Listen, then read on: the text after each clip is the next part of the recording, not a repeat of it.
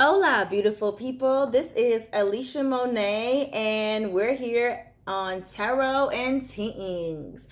I just wanted to introduce myself. This is my first YouTube video for this channel, and I thought I might take my time and let you all know who I am and what this channel is all about. So everything you can expect from this channel. First of all, I'm Alicia Monet. I already said that, okay? I like the beach, okay? I like delectable meals. No, I'm just kidding. No, I'm not kidding about that. Like, that's the truth, but that's not what I want to say. What I want to say is I've been reading tarot for about 5 years now, and Spirit, my spiritual team, was like, you need to start a YouTube channel about a year and some change ago, and I did not listen. Because I thought, okay, cool, I'll do that. But I didn't listen. Instead, I went live on Facebook and started a Facebook show doing tarot live on Tuesdays and Thursdays. And Spirit's like, that's cool and all, but we told you to get on YouTube. And I'm like, oh, I don't know. I was fearful. I don't know what my deal was. I wanted to, I started researching it. So I started researching different tarot readers and looking at their pages and their formats and things like that. And I'm like, okay, well, I need to get this type of equipment and I want this type of background. I need this type of environment. And it just became a procrastination thing. And Spirit was like, we didn't ask you for any of that. We just asked you to go ahead and start a YouTube channel and start sharing tarot and the information that we're giving you with the people. Because people need to know. And I'm just like, oh, hesitant because, it's just kind of like, I've been wearing a mask for many, many years, and that mask has been me just pretending to be a typical person in the world with my talents and all that, but not really delving or diving into my spiritual gifts and serving you all as the psycho-spiritual surgeon that I am, right? So Spirit's like, you just got to do it. You just got to do it. So I haven't been listening. And then my son, my 7-year-old son, died. He passed away. He transitioned in August 2019. And after he transitioned, it was crazy because apart from being devastated and just torn apart, because once you're a mother, you never think that you're not going to be a mother. Like, I planned on being a mom my whole life, And so for my son's life to be cut short at 7 years old, I was like, oh my gosh, like, what am I supposed to do? Like, what does this mean for me? Like, what is my life supposed to be like now? How do I regroup from that?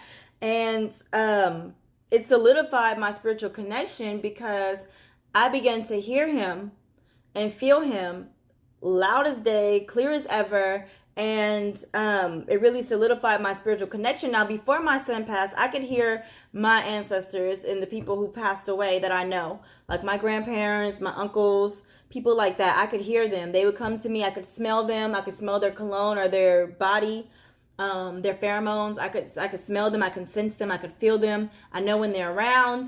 I could hear them talking to me. So that's nothing. That's totally nothing. But then once my baby passed, and I began to hear him, and I'm just like, oh my gosh, like, why was I ever afraid of my spiritual gifts? Why was I ever ashamed or, feeling embarrassed by the fact that when I go out, I can literally feel people and feel what they're going through. So while everybody's having a good time, unless I'm dancing, which is, I'm tuned out to everything that's going on, if I have to sit and be around people, dinner, whatever, just being there, I can feel people. I can feel what they're going through. So instead of just socializing and talking about bullshit, I'd rather talk about this dark energy that I see and feel on you, or how you were molested as a child, I see, and how that has affected you because you didn't tell anybody, or if you did tell somebody, they didn't believe you, and now you feel like you can't trust anybody, or about your prescription pill addiction that I could feel and smell all over you,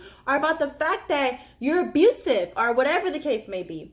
I want to talk about those things and get to the bottom of that and like start unraveling that so that we could begin the healing process, So I just mask it, and like I just cover it up with laughter. Laughter is my go-to. If I'm happy, sad, mad, indifferent, I'm laughing. Okay, that is like the filter which everything goes through. And so yeah. So now after my son passed, I'm like, I can't hide my gifts anymore. And Spirit's like, we've been telling you to go out there. Like, you need to be on YouTube, sharing yourself, sharing your gifts, being of service to others. People need the psycho-spiritual surgeons now because we're waking spiritually. We have a mass awakening happening spiritually right now. And people are afraid and they don't know who to go to, who to talk to. So, like, some people have dreams and visions and they come to pass and they're like, oh my gosh, like, this is crazy, who I talk to. Some people can hear spirits that have transitioned, so they're like, they hear dead people, and some of them see them. Some of them see spirits, some of them see auras on people, some of them can smell bullshit from a mile away, or they can smell emotions. Some people can hear animals talking. Some people can hear trees in nature. They can feel what nature's feeling. Some people can feel what other people are feeling. Some people can hear and see stars moving in the sky, and stars communicate with them. There are so many gifts that we have. Some people can telepathically communicate. They can hear people's thoughts.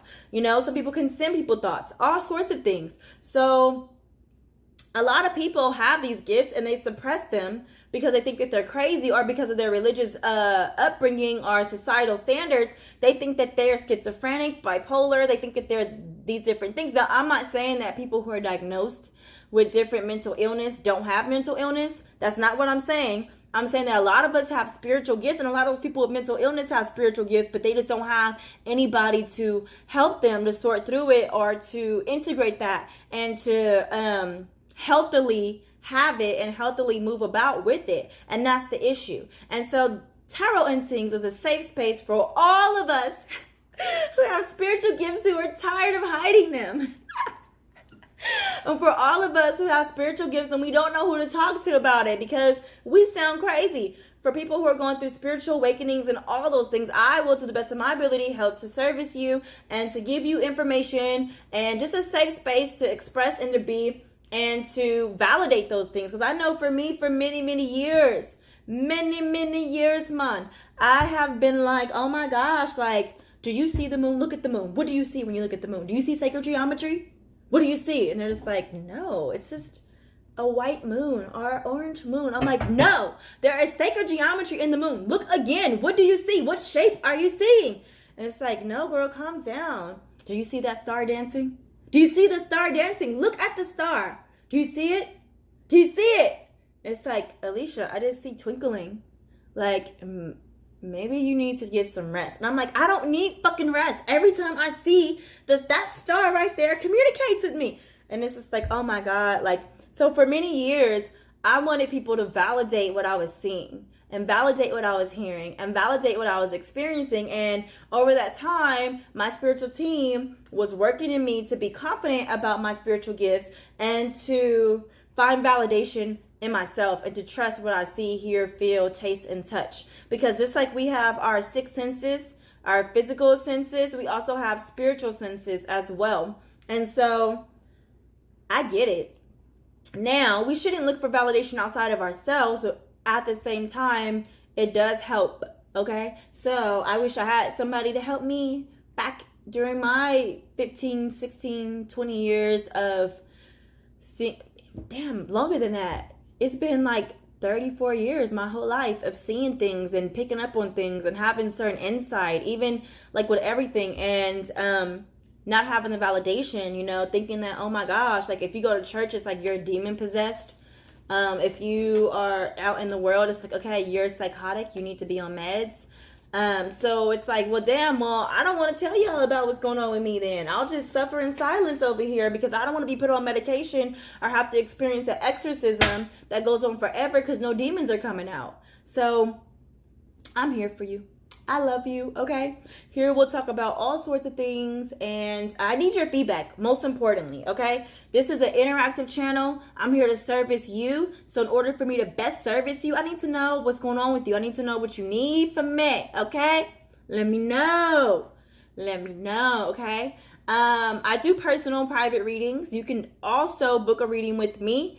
You can email me at tarot, T-A-R-O-T, the letter N, Tingz, T-I-N-G-Z, @gmail.com, and we can schedule a private reading. And yeah, okay, all the rest of the information that you need will be in the description. Please do like, subscribe, and share, okay? I'm only human. I'm divine too, only human implies divine because I was spiritual first, but you get my drift. And I'm still learning. I don't have all the answers.